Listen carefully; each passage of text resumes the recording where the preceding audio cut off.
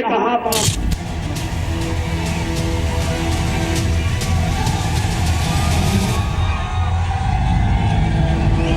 ये निर्णय मामूली नहीं है मेरे भाइयों बहनों।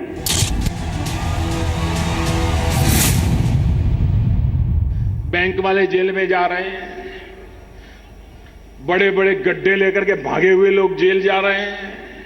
चारों तरफ उनको लगा था कि ठीक है, मोदी जी 1500 की बंद कर देता है, हम पिछले दरवाजे से कुछ कर लेंगे।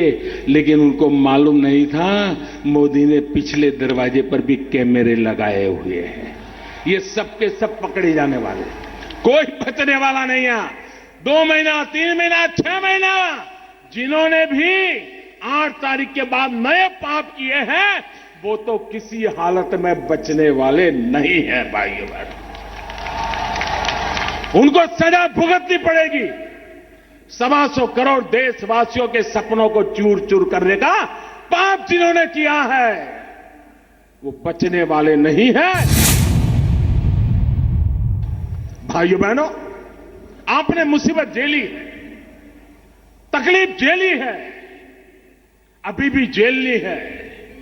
आपका आशीर्वाद देश के लिए, और जो लोग कहते हैं ईमानदार लोग लाइन में खड़े हैं, ईमानदार अपने लिए नहीं खड़ा रहता है, वो देश के लिए खड़ा रहता है। भाइयों बहनों, वो देश के लिए खड़ा रहता है। सरकार कहती है प्रधानमंत्री बोलने के लिए तैयार है, सरकार कहती है प्रधानमंत्री आकर के कहने को तैयार है, लेकिन उनको मालूम है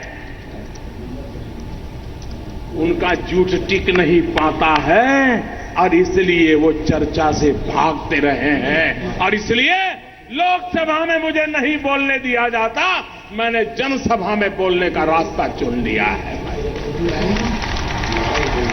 और जिस दिन मौका मिलेगा लोकसभा में भी 125 करोड़ देशवासियों की आवाज मैं जरूर पहुंचाने का प्रयास करूंगा। मेरे भाइयों बहनों, हमारे देश में एक चारवाक ऋषि हो गए। ये चारवाक ऋषि कहते थे ऋणम कृत्वा धृतम पिबेत। वो कहते थे अरे मृत्यु के बाद क्या होने वाला है कौन जाता है, जो मौज करनी है अभी कर लो, जो खाना है खा लो, घी पीना है पी लो, आनंद से जी लो। इस चारवाक की फिलॉसफी को कभी भी हिंदुस्तान ने स्वीकार नहीं किया। हमारा तो देश ऐसा है, बूढ़ा गरीब मां बाप, पैसे बहुत कम हो तो बूढ़ा बाप और बूढ़ी मां बात करते हैं कि ऐसा करो शाम को सब्जी बनाना बंद कर दो, थोड़े पैसे बच जाएंगे तो मरने के बाद बच्चों के काम आ जाएंगे।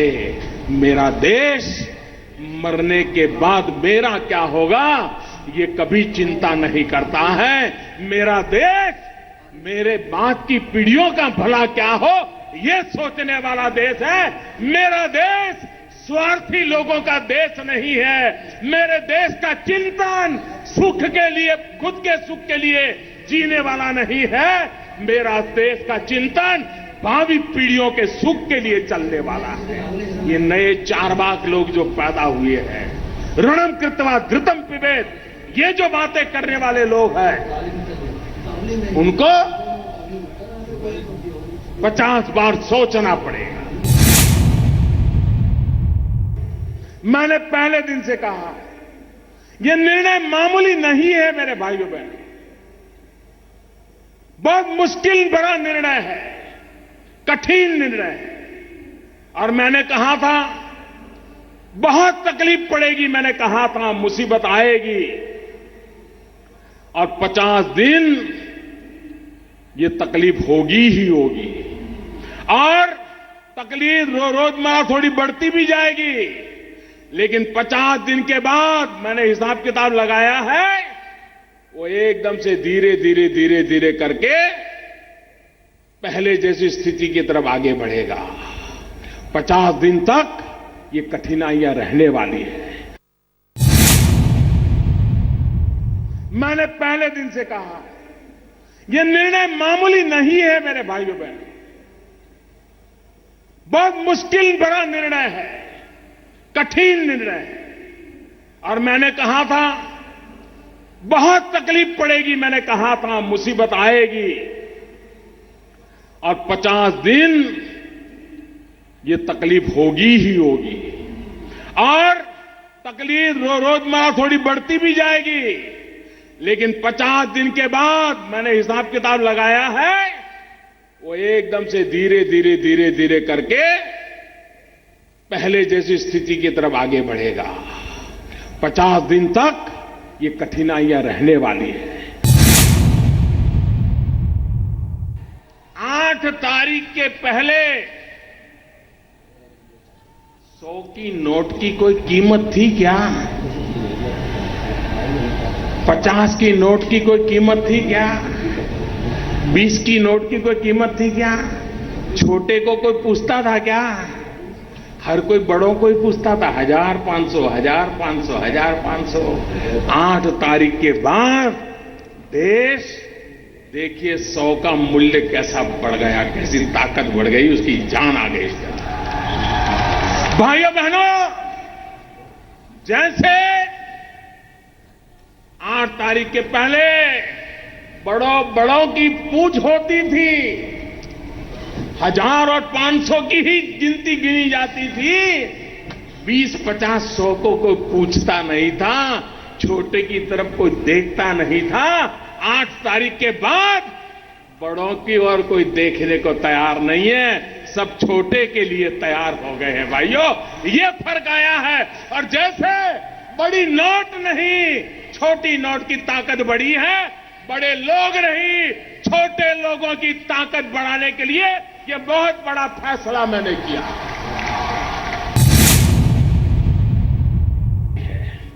मैं विरोध पक्ष के मित्रों से कहना चाहता हूं, आप ये तो नहीं कहने की हिम्मत कर रहे हो कि मोदी 1000 और 500 वाला नीट वापिस ले लो, क्योंकि आपको मालूम है जनता का मिजाज बदला हुआ है। हां, कुछ लोगों ने कहा अच्छा मोदी जी ये तो ठीक है, लेकिन ऐसा करो एक हफ्ते के लिए रोक लो। क्यों भाई, ये हफ्ते में कौन सा जादू होने वाला था? ये एक हफ्ता रोकने के इरादा क्या था? लेकिन कोई दल ये नहीं कहता है कि निर्णय को रोल बैक करो। सब दल कहते हैं ठीक से लागू करो। मैं सभी दलों से कहना चाहता हूं कि जैसे चुनाव में हम एक दूसरे का घोर विरोध करते हैं, लेकिन मतदान बढ़ाने के लिए मेहनत करते हैं, मतदाता सूची के लिए मेहनत करते हैं, इलेक्ट्रॉनिक मशीन की ट्रेनिंग के लिए मेहनत करते हैं। आज समय की मांग है कि आप खुल करके मेरा विरोध करिए, मेरी आलोचना करिए, लेकिन लोगों को बैंकिंग सिखाने के लिए काम कीजिए, इलेक्ट्रॉनिक पद्धति से पैसे कैसे लिए जाते दिए जाते ये सिखाइए। हम सब मिलकर के देश को भाग्य बदलने का एक ऐसा उत्तम अवसर आया है, हम सब उसको काम करें और आप भी फायदा उठाइए। मुझे खुशी होगी मेरे विरोधी दल के लोग जन जन को इस काम में लगा करके अगर राजनीतिक फायदा उठाते हैं तो देश का भला हुआ, इसका मुझे आनंद होगा। भाइयों, जाली नोट के कारोबारी